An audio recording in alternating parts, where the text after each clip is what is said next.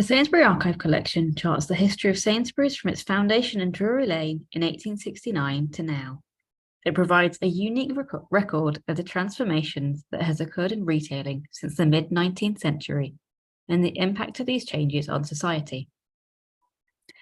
The collection includes all the items you would expect in a business archive: key company records such as reports and accounts, press releases, head office documents, food supply, etc.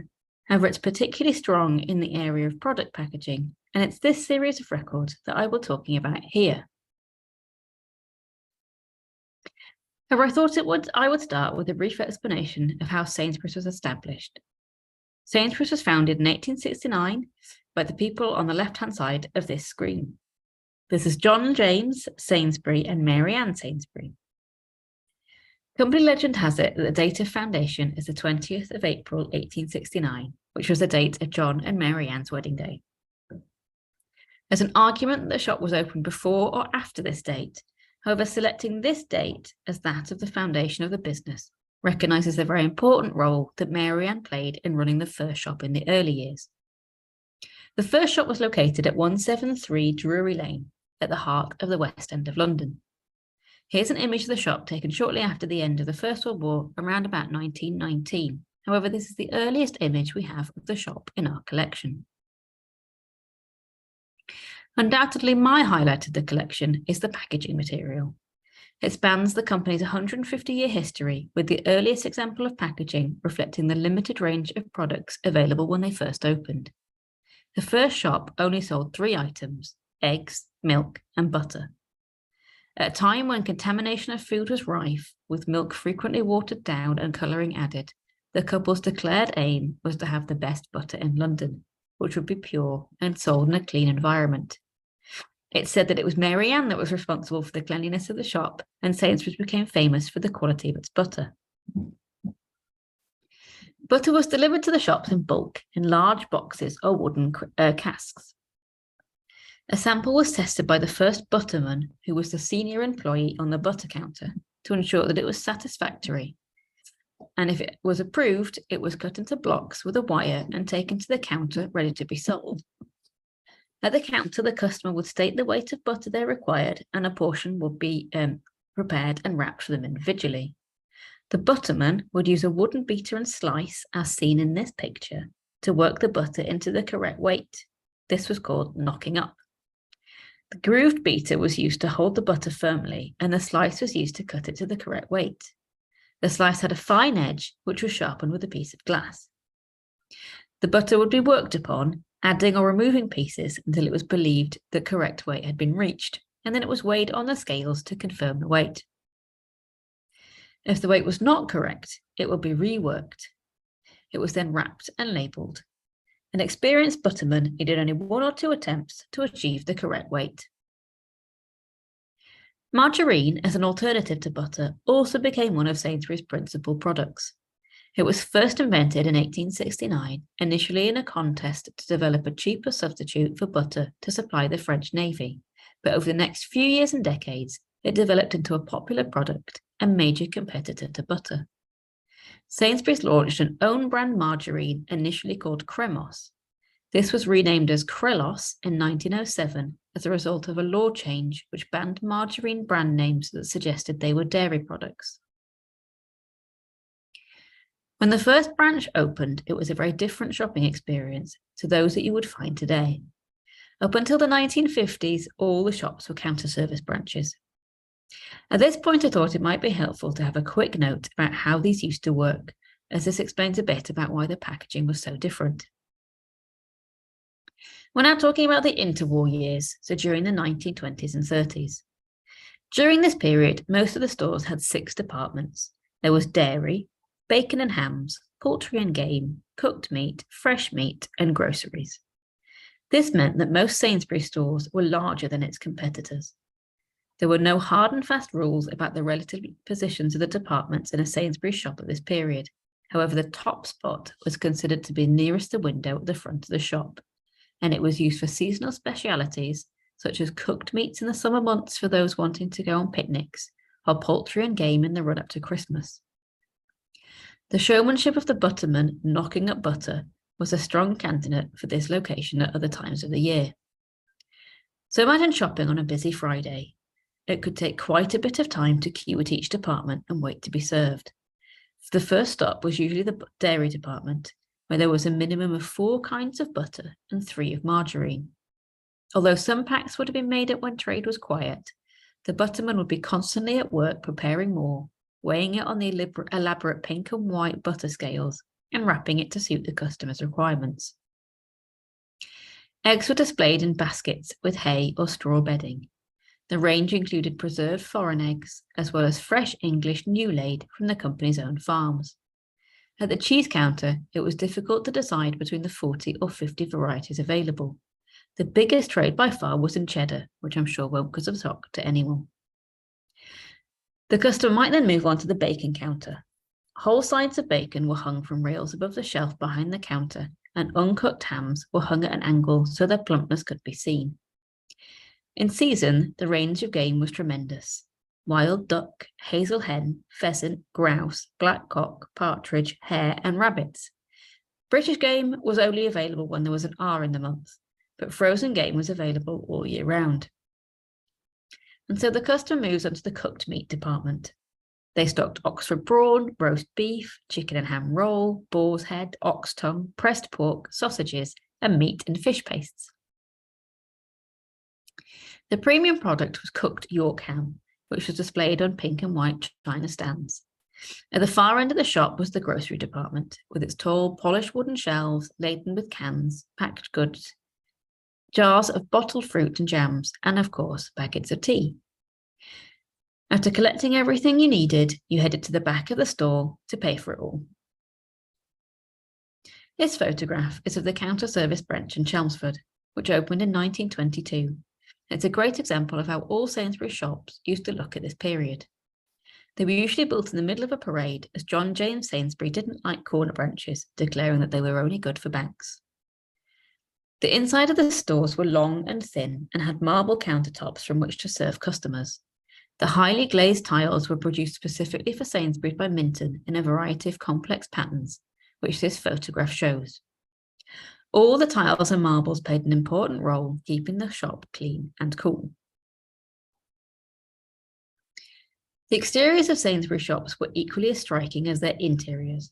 Into a frontage of highly polished red Norwegian and grey Swedish granite were set tall sash windows framed with polished teak. Between the windows was the doorway, with an entrance mosaic upon which J. Sainsbury was picked out in coloured lettering, such as you can see here. A black glass panel stretched over the whole width of the shop, with J. Sainsbury painted upon it in gold leaf. Above this was an ornate wrought iron structure, upon which were mounted huge wooden letters decorated in gold, which again spelled out the word J. Sainsbury. Sainsbury's shop fronts were so tall that they were clearly visible from the other end of the street or above the tallest tram or bus. The early range of fresh provisions sold at Sainsbury's was weighed and wrapped individually, and any packaging was simple. When groceries were first introduced in 1903, packaging remained plain. Tea packets were made of paper with a foil lining and different coloured seals to denote different blends and prices. Sugar was sold in thick blue paper bags made by salesmen during quiet moments. Flour was sold in reusable cotton bags. Butter, cheese, or sausages would be wrapped in greaseproof and brown paper and tied with string. Customers would bring their own jugs for milk and sometimes their own dishes for butter. Eggs were sold loose in wicker baskets and carried home in paper bags. The introduction of tea was particularly successful.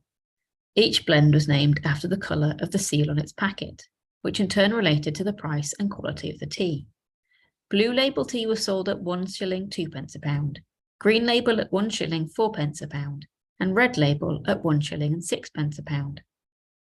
And you can still buy red label tea at Sainsbury's, and it's the longest own brand selling product that Sainsbury's produce. Packaging for pies and cooked meats was more elaborate. An order of ½ pound or more of York ham would be placed in a white box with green edging and tied with a green ribbon. Hand-raised pork pies came in boxes with designs of poppies and corn on the lid, which can be seen here.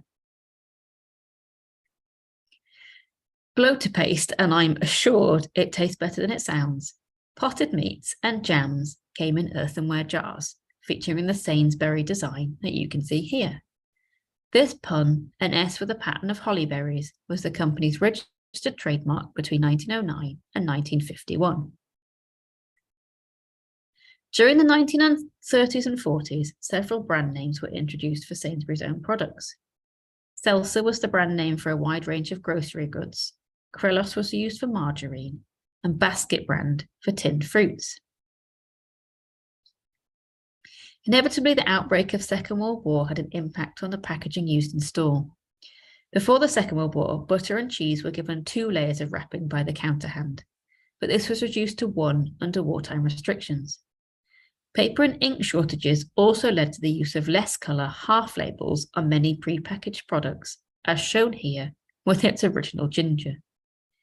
A wartime bulletin of 1942 also advised customers to bring their own receptacles for food, as they had done during the Great War.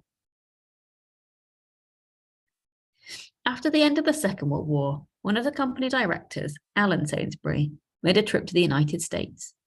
He took note of the incredibly different way that America stocked and sold food in supermarkets, and had decided that this was where the future of food shopping in Britain lay.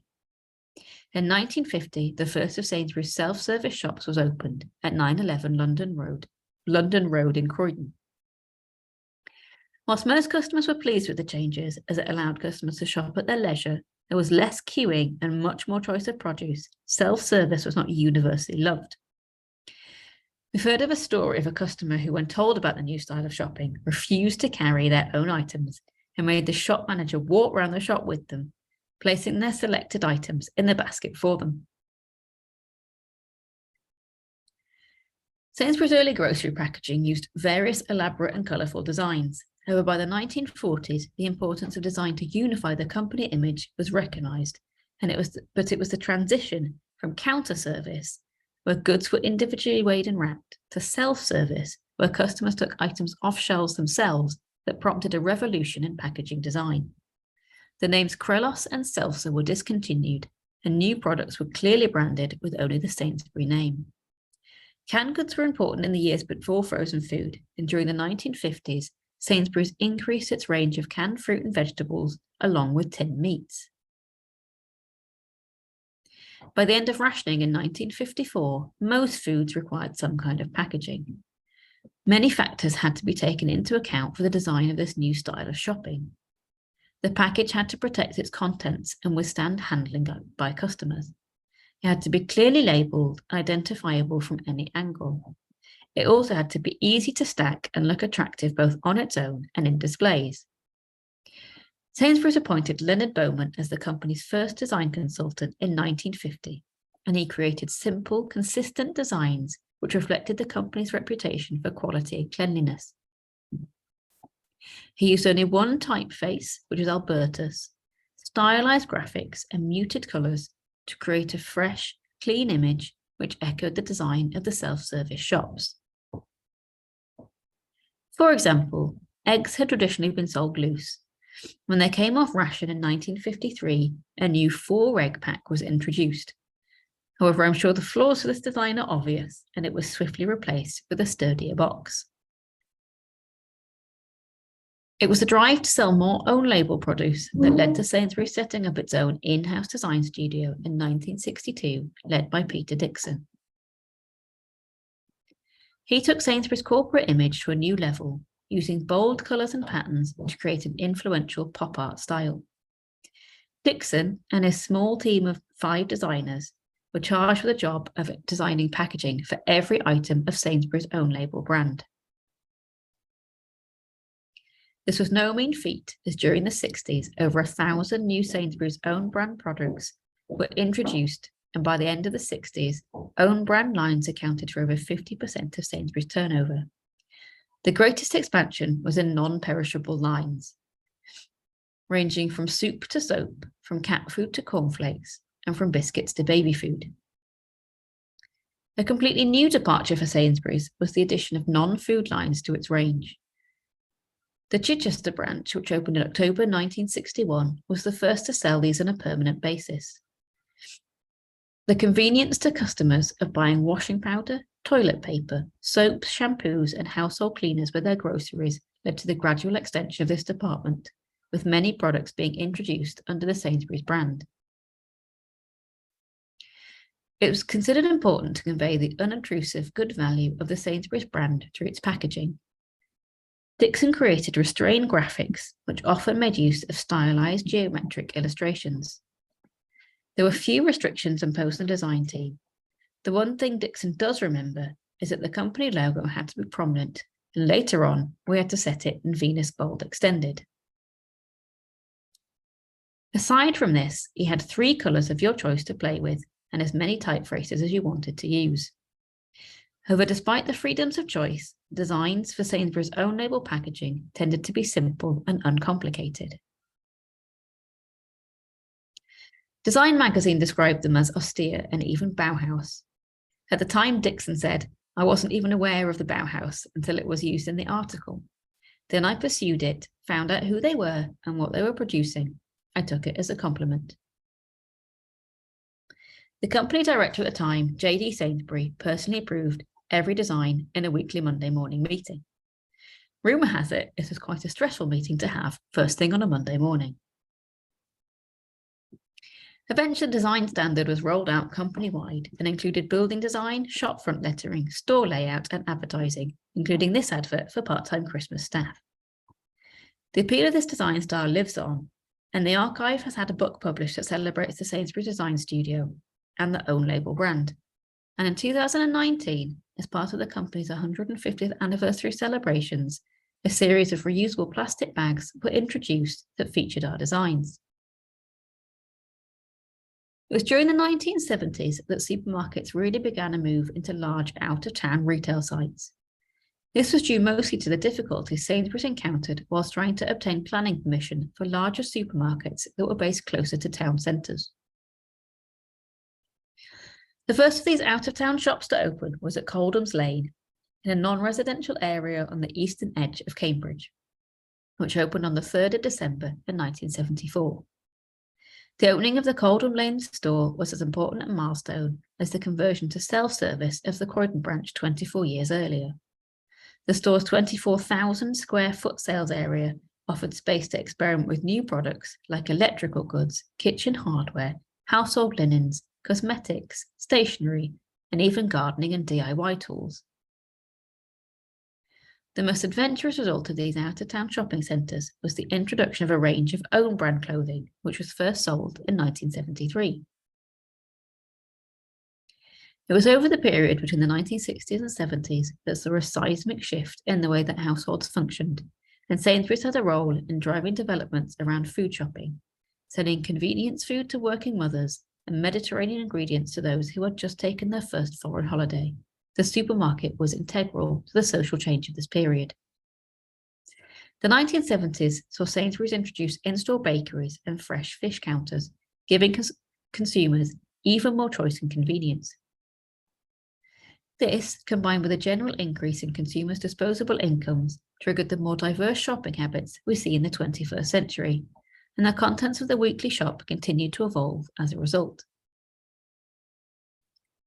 It was also in the 1970s that Sainsbury's diversified into the rapidly growing frozen food market. However, the last counter service branch, the branch in Peckham, didn't close until the summer of 1982. The rate of new products stocked in stores accelerated rapidly during the 1980s. Whereas in 1985, 300 lines were introduced each year, this had risen to 1,500 in 1993. Between 1980 and 1993, the total product range rose from approximately 7,000 to 17,000, whilst the number of own brand lines more than doubled. There was one other notable introduction to the high street shopping experience in the 1980s, and that was the rollout of barcodes and scanners. You can see here that there were leaflets designed by Sainsbury's in-house design studio to explain how scanning worked to customers. Sainsbury's first product packaging to include nutritional labelling was introduced in 1981. This was Vitapint, which was a vitamin-enriched, low-fat milk. Microwave ready meals were first introduced in 1986. You can see here that this was during the 1980s that Sainsbury started to move away from their clean and simple designs of the 60s and 70s, demonstrating how food shopping and packaging and social change are so interlinked. In 2005, Sainsbury was the first UK retailer to launch a multiple traffic light nutritional labelling system to help customers recognise healthier food choices at a glance. However, it wasn't until 1992 that Sainsbury's became a fully national supermarket chain when they opened the first branch in Scotland in Darnley, just outside Glasgow. It was also this period when the in-house design studio was wound down and the job of packaging design outsourced. And just a quick note about carrier bags. The earliest surviving bag in our collection is a paper one dating from the 1880s. It's quite small, measuring only 27.5 centimetres by 23 centimetres. Bags of this size were used to hold eggs. Customers needing to carry large quantities of shopping would typically bring their own wicker baskets, as they could not expect branches to provide bags with handles. In the early 20th century, various designs were printed onto paper bags to promote different products. These items are also excellent records of the different slogans Sainsbury's have used over the years. With the advent of self-service shops in the 1950s, Sainsbury's started selling stronger paper bags with handles. Customers could buy large bags for 4p and smaller ones for 3p. From 1978, customers were able to choose between paper or plastic bags. Even as they introduced them, the company was aware of future trends and ecological problems relating to plastic bags and intended to keep their use to an absolute minimum. Sainsbury's offered a selection of more hard-wearing bags intended for reuse in the 1980s. There was also a type with special wooden handles and flaps to enable easy transfer from trolley to car.